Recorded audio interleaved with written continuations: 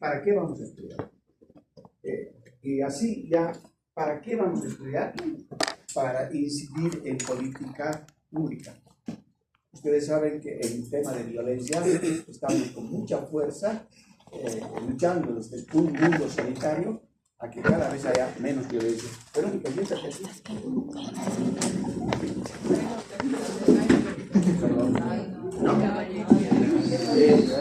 Cada vez menos violencia, cada vez cero violencia, cada vez no vamos a poder anular la violencia. Ni los países más desarrollados del mundo han logrado eso, ¿no? Entonces, pero sí tenemos que, ¿para qué vamos a estudiar? Para incidir en la política pública, para empezar a decir, mostraremos nosotros si realmente hay violencia en el mundo universitario.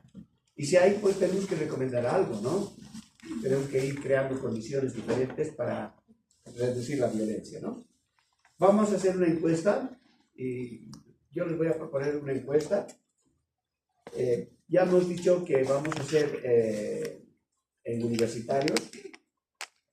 Lo vamos a procesar en el SPS, que ustedes ya han tenido una práctica. Vamos a trabajar con esto y vamos a ver múltiples salidas, ¿no? La forma como vamos a trabajar es la siguiente. Todo el mundo va a hacer una encuesta. Luego vamos a hacer grupos de no más de 3 personas. No más de 3 personas. Esa persona se va a poder analizar solamente. Se va a poder analizar solamente una parte de la encuesta. Por ejemplo, vamos a discriminar en la base de datos hombres, solamente hombres. Entonces, un grupo de colegas va a analizar la violencia solamente entre hombres. Otro entre mujeres. Otros vamos a ver gente que está fuera de La Paz, que vive fuera de La Paz, en el municipio de La Paz, que vive en otro municipio, no sé. Otros vamos a dar un enfoque de género.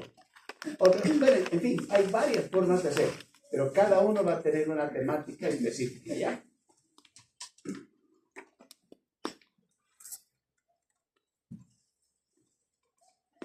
No voy a gastar mucho tiempo, solamente quiero que ustedes reflexionen.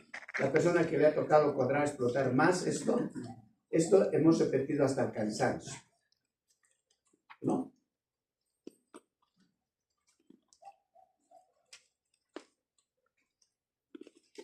Solamente ustedes tienen que ir recordando y reflexionando que hay 2 tipos de variables. No confundir con el tipo de investigación cualitativa. En la investigación no vamos a poner investigación cuantitativa. No vamos a poner eso, porque no estamos haciendo investigación cualitativa. Estamos haciendo investigación cuantitativa, incluyendo variables cualitativas y variables cuantitativas. No confundir. Entonces, esto es lo que yo quiero que ustedes vayan reflexionando, ¿no? Las cuantitativas en el SPS se llama escala. Las variables cualitativas se cuentan. 1, 2, 3, 4, 5, 6, 7, 8, 10 mujeres. 1, 2, 3, 4, 5, 6, 7, 8, 20 hombres. Variable cualitativa. Se cuenta, ¿no? 1, 2, 3, 4, 5 están con alimento en la boca. 1, 2, 3, 4, 5, 6 no tienen alimento en la boca. Se cuenta. Mientras que las variables cuantitativas se miden. ¿Vas a la huencha? Voy a la estatura. Voy a contar. ¿Cuántos hijos tienes? 1, 2, 3, 10, 15. Ya. ¿Se dan cuenta? Las variables cualitativas se cuentan y las variables cuantitativas se miden, ¿no? Se mide la estatura, se mide la temperatura, se mide la talla, se mide el peso, se mide todo ese tipo de variables. Bueno, aquí tenemos que ir viendo la epidemiología desde dos perspectivas. La epidemiología descriptiva y la epidemiología analítica. ¿Cuál es la epidemiología descriptiva? Aquella que solamente ve el tiempo, lugar y persona, las variables epidemiológicas, y que solamente anota lo que ve. Nada más. Anota lo que ve. Mientras que la analítica relaciona una variable respecto a otra variable. Conjuga, asocia una variable o un conjunto de variables con una variable. O al revés, un conjunto de variables con una variable. O un conjunto de variables con un conjunto de variables. ¿Ya? Entonces, hay dos tipos de investigación, de formas y maneras de la epidemiología. La epidemiología descriptiva y la epidemiología analítica. Analógicamente, ¿qué cosa hay? Estadística descriptiva, que nos dice qué cosa es estadística descriptiva. ¿Cuáles son las estadísticas descriptivas? La tasa, la razón. ¿Qué más? Los cuartiles, la moda. Mientras que la estadística analítica, ¿cuál es? El Pearson. Hola, amigo. El Pearson, la chi cuadrada, la regresión, etcétera, etcétera, etcétera.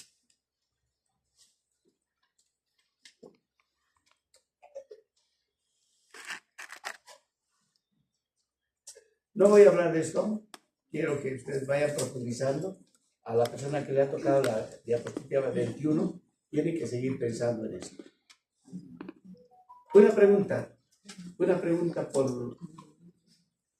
por un dulce. ¿Cuántas desviaciones hay? ¿Cuántas desviaciones estándares hay en una curva normal? ¿Tres?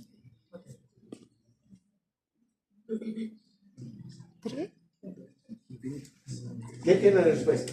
No le vamos a preguntar a la licenciada, pero que no vale la pena. ¿Cuántas desviaciones? ¿Quién sabe? ¿Qué ¿Positiva, está viendo en la negativa? pizarra?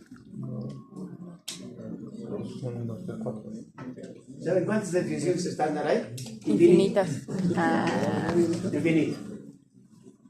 ¿Por qué? Porque la curva normal empieza en el infinito y termina en el infinito. Y por eso se llama alfa. Esa letrita alfa que han repetido varias veces quiere decir infinito. Empieza en el infinito y termina en el infinito.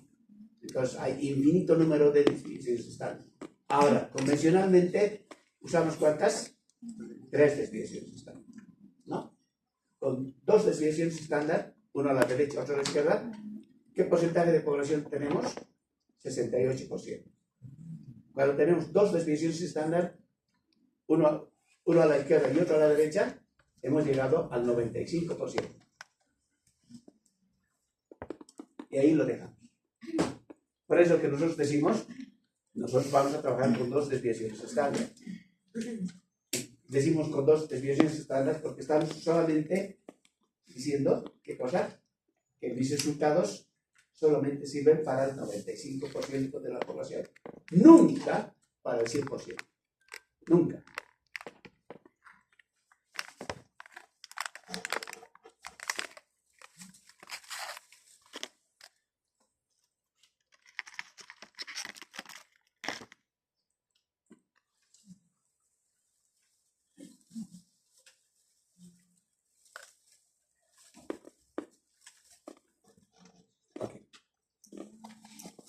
Bueno, esta es una concepción desde la epidemiología social.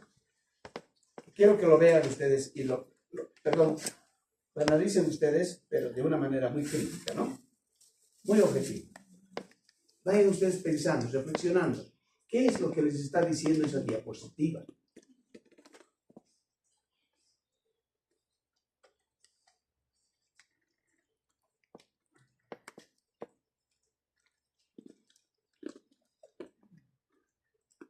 ¿Cuál es la diferencia entre lo que nosotros hablamos y lo que mucha gente está acostumbrada? ¿Qué les está diciendo la diapositiva? Primero les está diciendo un proceso. Segundo, que partimos de qué? De De la la realidad. observación. Y la realidad, ¿qué se hace con la realidad? Se la observa, se la ve, se la siente. ¿Y esa observación en qué tenemos que convertirlo? ¿En qué? En un dato. ¿Y ese dato qué tenemos que hacer? Tenemos que aprender a gestionar. Que el dato sea legible, que el dato sea válido, que sea confiable, que sea consistente. Ojo, en metodología tenemos que tener muchas de esas condiciones. El dato desde que registramos. Nosotros estamos haciendo con Verónica un estudio de mortalidad con los certificados de defunción. Y ahí tenemos cada cosa que da ganas de ir a buscar al médico que ha certificado eso y darle un cocacho. Porque, a ver, escriben así, garabatos. Entonces son ilegibles. ¿Ese dato sirve? No sirve. Entonces, el dato es tremendamente importante. Ahora, el dato lo podemos conseguir a partir de encuestas, pero también a partir de lo que ustedes registran. ¿Qué van a hacer ustedes profesionalmente? ¿Qué van a hacer? La ley les va a obligar a ¿qué? A registrar sus atenciones médicas, sus atenciones médicas, claro, médicas. Y tienen que registrar edad, nombre, sexo, no sé qué cosa más, diagnóstico, hora de no sé qué. Esos datos son los que van a servir. Con esos datos ustedes van a trabajar. Pero ¿cuál es la otra? El gran avance. El gran avance es que pasamos de la información al conocimiento. Si ustedes se dan cuenta, si ustedes ven, no, si ustedes, en muchos textos dice que la investigación sirve para generar información. La información es totalmente insuficiente. Hay que buscar evidencia. Y eso se llama conocimiento. ¿Ya? Este es el enfoque epidemiológico que quisiéramos nosotros ver. No veamos a la violencia como un fenómeno aislado, solito, sino veamos a la violencia desde otra perspectiva. ¿Será que la violencia está influida por tu condición de ser mujer? ¿Será que la violencia estará influenciada por tu condición de ser hombre? ¿Será cierto que los hombres somos más violentos que las mujeres? ¿Será cierto que esa mentalidad patriarcal que tenemos, entre comillas, machista, será que nosotros tenemos dominio sobre las mujeres? ¿Será que los movimientos feministas están realmente cuidando, patrocinando, haciendo que haya menos violencia? ¿O más bien estamos generando más violencia? ¿Cuál es la perspectiva que tú tienes de la violencia? ¿Qué es lo que estás viendo de la violencia? Eso es lo que ustedes, nosotros, yo, ustedes, yo, Verónica, ustedes, tenemos que ir analizando. Pero ¿desde dónde vamos a analizar? Desde nuestro paradigma, desde nuestra ideología, desde nuestra manera de ver. Yo soy cero violencia, por definición, por mi profesión cristiana. Ya les he dicho una verdad. Puedo yo decirles con testimonio, con mis esposas que ahí en la presencia del Señor, yo nunca he peleado con mi esposa. No me acuerdo.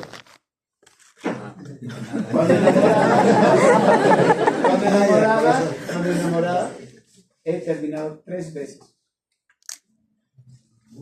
Pero cuando enamorada, y he enamorado con ella 7 años. 3 veces he terminado. Bueno, terminamos. Ya no me molesta. Ya, listo, ya. Al sábado siguiente. En la puerta, emprendiendo. en la iglesia. Vendrá, no vendrá, que venga, que venga, que venga. Pero cuando yo me he casado, nunca yo he discutido con mi esposa. ¿Sabe por qué? Porque aprendí de un señor. Obvio. Él nos dijo, cuando enamorábamos, nos dijo, no hagan que tu corazón despierte con el corazón herido. Nunca te acuestes con tu pareja enojado. Nunca.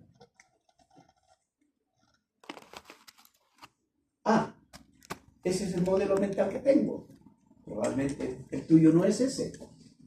¿Desde qué paradigma vamos a analizar la violencia? ¿Vamos a usar el feminismo como fuente teórica para analizar la violencia? A lo mejor sí, a lo mejor no. Ya lo discutiremos en su momento.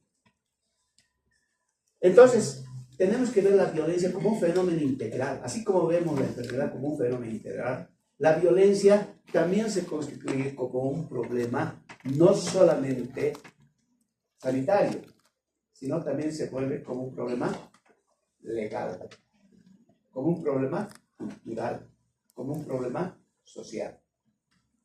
La violencia tiene que ver con todo eso. Y somos violentos porque hemos aprendido a ser violentos. No hay un gen de violencia en nuestro organismo.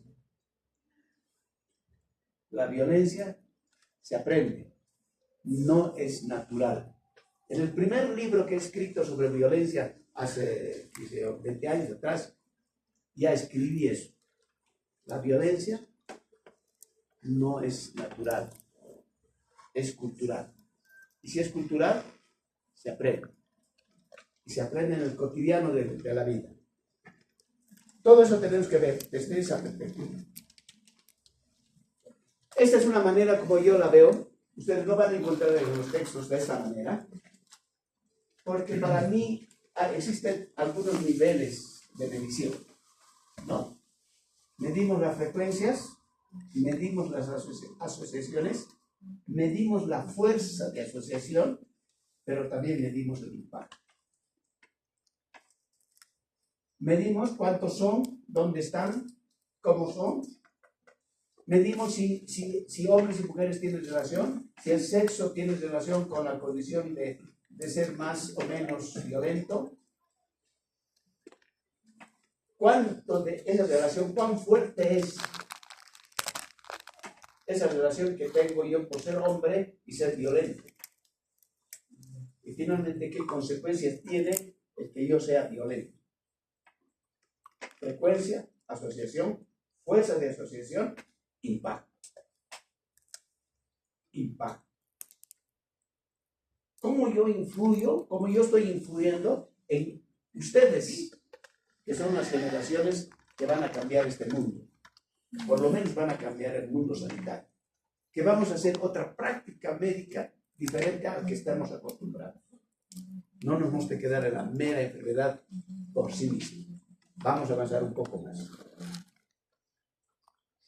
Entonces ahí tenemos los estadígrafos, los estadísticos, los medidores para cada una de ellas. Esto es más de lo que la licenciada nos ha hablado, mucho de esto, y creo que nos ha tomado el examen de esto también. Y este es el famoso ritual de una investigación que tendríamos que hacer nosotros. Pero ¿de dónde partimos? Y aquí voy a tener un pedacito de espacio y de tiempo. Partimos de las hipótesis. ¿Ya? Yo sé que este hombre y esta mujer se van a casar.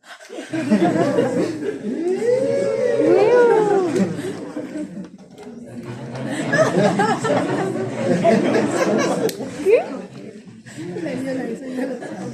Con ella.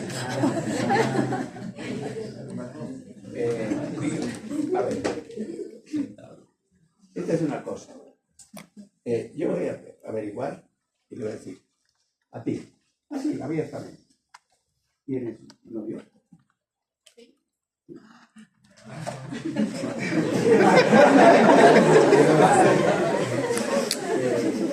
Estás enamorado.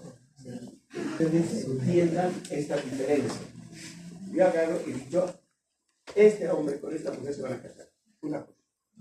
Pero me he acercado a esa mujer y le preguntaba. Entonces yo digo, ella posiblemente se va a casar, o ella se va a casar con un estudiante de medicina. En su momento que se case, probablemente ya sea médico. ¿Cuál es la diferencia entre uno y lo otro? Que aún no le ha preguntado. A ver, hable ustedes, hable. ¿Cuál es la diferencia? ¿Cuál es la diferencia? ¿Cuál es la diferencia? Que la primera ha sido predecida. No, el otro también estoy suponiendo. Las dos cosas es supuesto. Esos dos se van a casar. No es un supuesto. Ella se va a casar con un médico. Es otro supuesto. Pero ¿cuál es la diferencia? ¿Ah? Fuerte como mujer. Ellos no son pareja, pero ella. Sí, pero ¿qué han visto? ¿Cuál ha sido la diferencia? El modo de abordar. El modo de abordar. ¿Cómo es el modo de abordar? Esto era como más superficial, y allá se ha acercado y ha sido como más personal. Había una encuesta. Ha habido una encuesta, correcto. Fíjense, cuando yo he venido aquí y les he dicho a ellos dos, era una adivinanza. Punto. Eso no es hipótesis. Cuidado con eso. Pero cuando yo he venido y a esta mujer he empezado a preguntarle, he empezado a tener elementos, he empezado a averiguar, he buscado referencias. En pocas palabras, he tenido un marco teórico de ello. Y ese marco teórico me ha hecho suponer que se va a casar ella. Y mientras que a ellos también me ha hecho suponer que se van a casar. ¿Cuál de los dos es más sólido? ¿El primero o el segundo? El segundo. Por eso que las hipótesis se hacen con un buen marco teórico. La revisión teórica. Ustedes tienen que empezar a leer de violencia. Todo lo que tengan para la próxima semana, cada uno de ustedes tiene que tener un artículo sobre violencia. No importa cualquiera. Entren al Google, al Goodmail, a cualquiera de ellos, busquen ahí, al Google académico, entren, busquen y lean. Ese marco teórico les va a dar solvencia científica. Las hipótesis, colegas, no son adivinanzas. Tiene un marco teórico. Entonces, ¿qué tienes que hacer? Tienes que probar esa hipótesis. Y para eso te tienes que hacer estadísticamente, tienes que definir cuál es el nivel de confianza con el que vas a hacer tu estudio.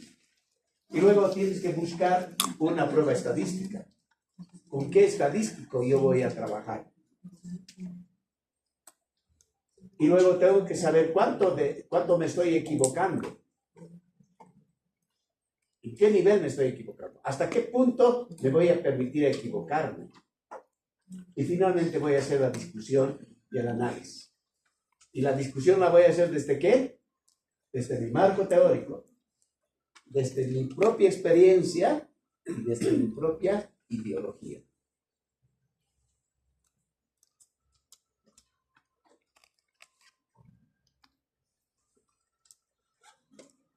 Bueno, concepto de hipótesis, ahí no vamos a quedarnos. Esto lo dice un autor muy famoso, Sampieri. No sé si ustedes lo han leído alguna vez a Sampieri. Un mexicano interesante. Más sobre una hipótesis.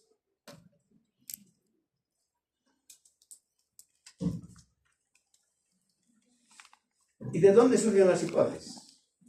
Esto también hay que tener muy en cuenta. ¿De dónde surgen las hipótesis? De lo que yo observo. De lo que yo veo. Yo veo aquí en la universidad veo relaciones interpersonales.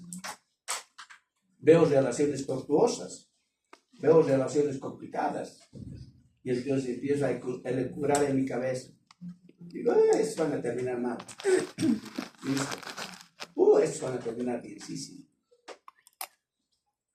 Las observaciones no se olviden. Hay que aprender a observar.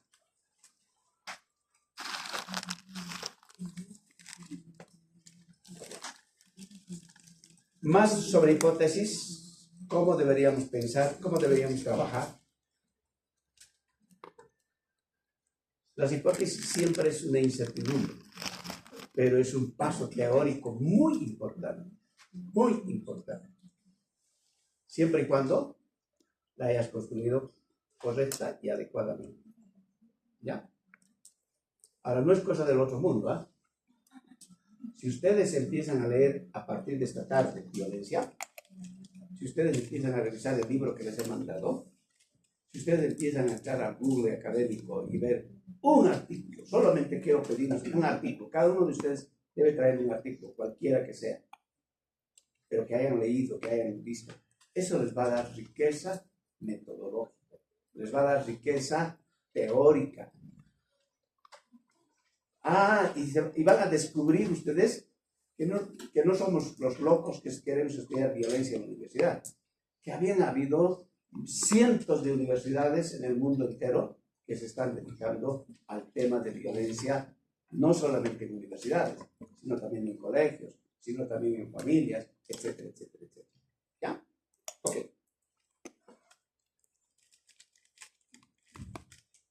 Bueno, esto es para mostrarles cómo se debe trabajar desde el punto de vista de la estadística, ¿no? ¿Qué estadísticos corresponden? No es así arbitrario. Esa es la otra cosa que me preocupa mucho en muchos trabajos que yo leo, porque soy revisor de muchos documentos, por lo menos tres revistas científicas, ¿no? Soy editor, y como editor tengo que leer esos artículos. Y hay gente que pone la chi cuadrada como si fuera la panacea del mundo. ¿Que es la más frecuente? Sí. ¿Que es buena? Sí. Pero hay que saber en qué. ¿Que la nueva es bueno? Sí, es bueno. Pero hay que saber para qué, cuándo, cómo. ¿Que la test de estudiante es buena? Sí, es buena. Pero ¿cuándo usas la test de estudiante? ¿Para qué usas la test de estudiante? Cuidado con usar medias, no digo calcetines, digo promedios, ¿no? Ese es usado con la chi cuadrada. Porque, ¿con qué usas? El promedio, si quieres comparar promedios, ¿qué usas? Eso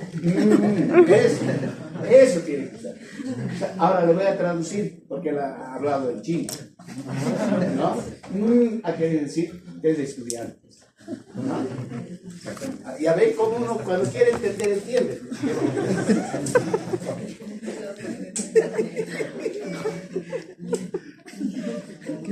Bueno, el tema de muestreo lo vamos a ver después, pero al que le ha tocado esta diapositiva que vaya a recolección de información. Ahora, este es otro tema que también tenemos que ir a analizar. Hay varias fuentes de información. Hay las primarias y las secundarias. A ver, hablen ustedes, ¿cuál será una fuente primaria y cuál será una fuente secundaria? A ver, hablen un minuto entre ustedes, un minuto. Fuente primaria, fuente secundaria, ejemplo. Nosotros, ¿de qué fuente vamos a sacar la información? ¿De una fuente primaria o de una fuente secundaria? De la investigación que vamos a hacer. Primaria, ¿por qué?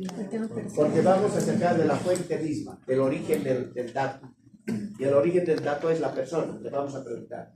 Si tuviéramos que hacer fuente secundaria, ¿de dónde buscaríamos? ¿Ah? Revisión de artículos. Perfecto. Hago una revisión. Eso se llama revisión sistemática. Que es una metodología. Sí, señorita. ¿Señorita? Señora. Señorita. Señor. Sí, señor. Es una revisión sistemática. ¿Es método de investigación? Por supuesto que sí. ¿Ya? Ok.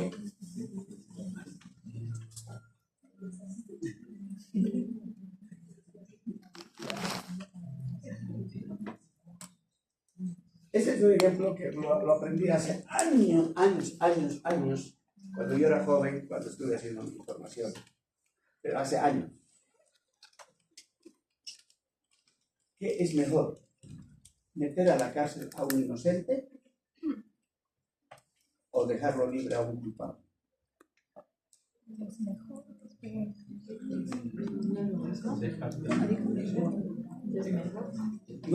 La respuesta no es tan fácil, ¿ah? No es tan fácil. Entonces, vamos a asociar este ejemplo a la estadística, al análisis de la estadística. Cuidado que nos equivoquemos, cuidado que tengamos errores. Porque si tu error es muy grande, automáticamente tu estudio no digo que no sirve, pero no es bueno. Y entonces hay dos posibilidades: aceptar o rechazar. Dos posibilidades: la hipótesis nula y la hipótesis alterna.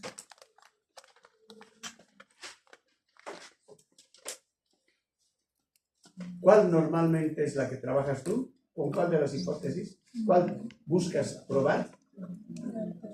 La hipótesis alternativa. Aquí dice nula. ¿Quién dice lo contrario? La hipótesis. Nosotros trabajamos con la hipótesis alterna. Pero si falla nuestra hipótesis alterna, estamos obligados a aceptar la hipótesis nula.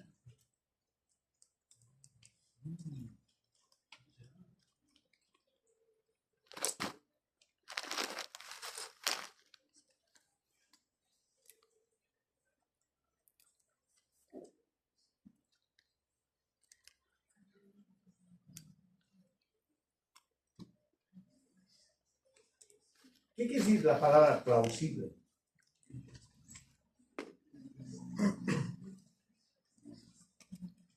Eso tiene que explicarnos la persona que le ha tocado esta diapositiva, la 36. ¿Qué querrá decir palabra plausible? ¿Por qué yo habré puesto? No le estaré insultando con esa palabra. ¿No será una mala palabra? ¿Ya ves? Ahora es un ejemplo de el aprendizaje significativo, que en una primera clase les he hablado de Austin. Que las palabras tienen que tener un significado para ti. Tienes que comprender esa palabra. Pero me estoy dando cuenta que esa palabra plausible no la entendemos, no la comprendemos, no sabemos qué es. Entonces somos unos analfabetos. Entonces, cuando tú has aprendido a leer, las palabras tienen que tener un significado para ti. Si no tiene un significado, no sirve esa palabra. Entonces, ustedes tienen que buscar y averiguar qué quiere decir la palabra plausible. Y mucho ojo con eso. No porque sabemos leer y escribir, conocemos absolutamente todo. Hay millones de palabras que yo no conozco qué significan. Seguramente a ustedes les pasa lo mismo. ¿Ya? Entonces, todo el mundo a averiguar el significado de cada una de estas diapositivas, especialmente la